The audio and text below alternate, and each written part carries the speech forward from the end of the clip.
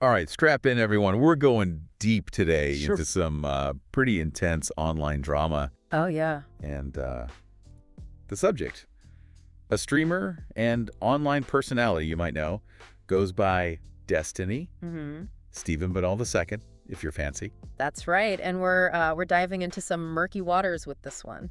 Murky is a good word for it because our source material is, well, It's Kiwi Farms. it's Kiwi Farms, yeah. Not exactly known for, Gentle debates. yeah, let's just say it's got a bit of a reputation.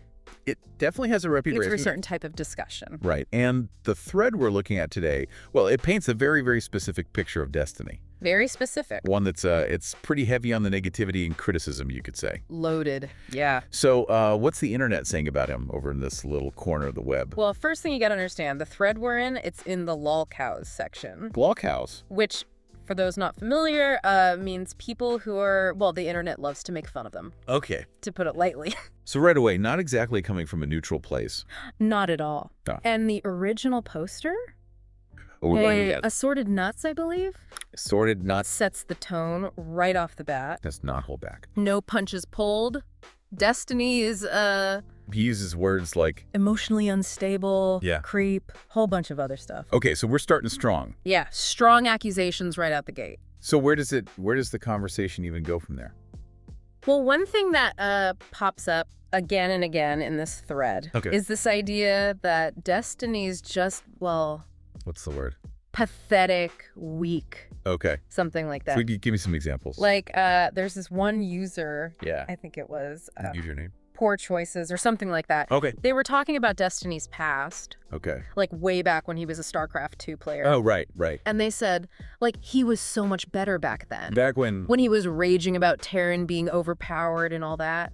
so they miss They miss the rage. the angry, The angry Destiny, yeah. like they want him to go back to being, More confrontational, yeah. more entertaining maybe. Okay. And then there's all this stuff about Destiny, like What does he do? DMCAing clips. Like trying to get them taken down? Yeah, like he's trying to silence any criticism. So they're saying he's, Sensitive, yeah, can't handle being challenged. interesting. And then, the Defense Force. What is that? It's what they call Destiny's fans, right? Like they blindly defend him. Oh, okay. There's this one comment, let me see. Yeah. Something about Sargon? Sargon. Yeah, Carl Benjamin knows better than to debate, quote, read dots, Whoa. implying that Destiny just avoids any real intellectual debate. Okay, so they're going after his intelligence too. Oh, yeah, and his character. And the language they use. I Sure. mean, That's right. there's cuck being thrown around. What else? Oh, yeah, that's a big one. What's that? Like, Basically trying to say he's weak, oh, okay. submissive, Yeah. not a real man. And they even make fun of his name. Oh, yeah, Destiny. Like the streamer named Destiny. Yeah, they're like, that's a stripper's name. Oh, wow. Trying to make him look, I don't know, Embarrassing. ridiculous. Okay, so they're hitting him from every angle. Pretty much. Personality, intelligence, even his name. Yeah, it's relentless. And we haven't even gotten to, like, the incest supporter stuff. Oh, yeah, that one's a doozy. That's a whole other Can of worms. can of worms. But before we open that one up, just Yeah. want to make sure we're clear. Yes, disclaimer. Disclaimer, we're reporting what's in this Kiwi Farms thread. Exactly. We're not saying we agree with any of it. Not at all. Just showing you what they're saying. Right. This One community's perspective. and it's a very extreme one. Extreme one, yeah. So, with that out of the way, All right, let's get into it. the incest supporter accusation, what are they even talking about? Yeah, and how does it fit into this whole Destiny is a lolcow thing they've got going on? Well, it all comes from this clip where Destiny was talking about What was he talking about? ethics of incest. Oh, wow. But, like, hypothetically, Okay. between adults, consenting adults, and even then, he kind of condemns it in the end. But They're taking it and twisting it to fit their narrative. to make him look bad. So they're taking his words out of context, Pretty much. which I guess is, Classic internet. yeah, Happens all the time. especially in these echo chamber kind of places. Where any nuance just gets, Lost. yeah, distorted, weaponized. Okay, yeah, that's a good point. We could go down that rabbit hole all day. But let's step back for a second. Okay. Before we get too lost in that particular accusation. Sure. What else are they saying about Destiny in this thread? Oh, there's plenty more. Like, They say he makes fun of people with 9-to-5 jobs. oh, interesting. Like he thinks he's better than them. Because he's a streamer? Yeah. Out of touch, elitist. So it all fits into this. Yeah, this whole image they're building of him as... It's a joke. Someone to laugh at. Okay, so we're starting to see the full picture here. Yeah, they're using real criticisms, out-of-context stuff, and just plain insults. To paint this picture of Destiny as this weak, pathetic, ridiculous guy. And it makes you wonder, like, why? Why go to all this effort? Yeah, what is it about Destiny that makes him such a target? That's a good question. And one we'll keep exploring as we go deeper into this Kiwi Farms thread.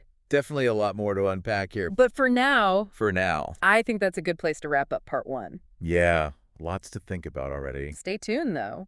Because in part 2, we're going to get into some even more extreme accusations. Yeah, buckle up. And we'll talk about, like, the bigger picture. The implications of this kind of online pile-on. What it means for everyone, not just Destiny. Exactly. So, until next time. Stay curious. Keep it critical. And we'll see you back here for part 2. Welcome back to the Deep Dive. We're picking up where we left off, knee-deep in this Kiwi Farms thread about Destiny. Last time, things got pretty intense with the whole incest supporter label. Right. And again, crucial to remember the context. It was a hypothetical ethical discussion, and it seems like they're taking things out of context to paint him as, well, a lolcow, as they say. Exactly. And just to reiterate, we're not here to validate or debunk those claims. We're analyzing how they're building this narrative. Exactly. And it's interesting, right? There's this focus on portraying Destiny as weak or somehow pathetic. Totally. And it's not just like saying mean things. It's very specific. It's about masculinity, power, that kind of thing. You hit the nail on the head. Like the term cuck that keeps popping up. It's not just an insult. It's a very loaded term. Right. It's about undermining his manhood. Like they make fun of his name, Destiny, saying it sounds like a stripper's name. Exactly. And then there's the whole thing about missing the old Destiny, the one who used to rage about StarCraft. Like they want him to be more aggressive, more dominant. Yeah, like that's the only way to be a real man in their eyes. And anything else is just weakness. Right, and it ties into this broader online culture that can be really harsh towards men who don't fit that mold. It's like they're trying to shame him for not being what they think a man should be. Exactly. And it plays out in other ways too, like with the accusation that he makes fun of people with 9-to-5 jobs. Yeah, how does that fit in? They see it as arrogance, looking down on normal people. Which again plays into that whole elitist, out-of-touch narrative. Yeah. So it's not just about what he says or does, it's about how they interpret it through this very specific lens. You got it. And it shows how these online spaces can become like battlegrounds for cultural values, anxieties. Right. And in this case, it's about masculinity, who fits the mold and who doesn't. Absolutely. It's like they're trying to assert their own masculinity by tearing him down. Interesting thought. Makes you think about the whole psychology of online communities. Definitely a whole other rabbit hole we could go down. But for now, let's shift gears a bit. One thing that stood out to me is that it's not all negativity. Oh, yeah, you're right. There are a few dissenting voices in there. Like tiny little sparks of pushback. Exactly. Like not necessarily defending Destiny, but just not going along with the mob mentality. Yeah, like that one comment, yell yam scam, just say, Kia, please go. It's small, but it's something. Shows that even in this hardcore echo chamber, there's some resistance. It's a good reminder that these communities, they're not monolithic. There's always some nuance. Exactly. Even in the darkest corners, there might be flickers of empathy. And it's important to acknowledge that, even if it's just a tiny percentage. Yeah. Shows that dialogue is still possible. It's a good reminder for us too, you know, as we're looking at this stuff. We have our own biases, our own assumptions. Right, we got to be critical, aware of the groupthink, the echo chambers. And always open to the idea that our first impression might not be the whole story. Well said. So, I think that wraps up part 2 of this deep dive. We've gone from specific criticisms to these broader cultural anxieties. And in part 3, we're going to zoom out even further. And talk about the big picture.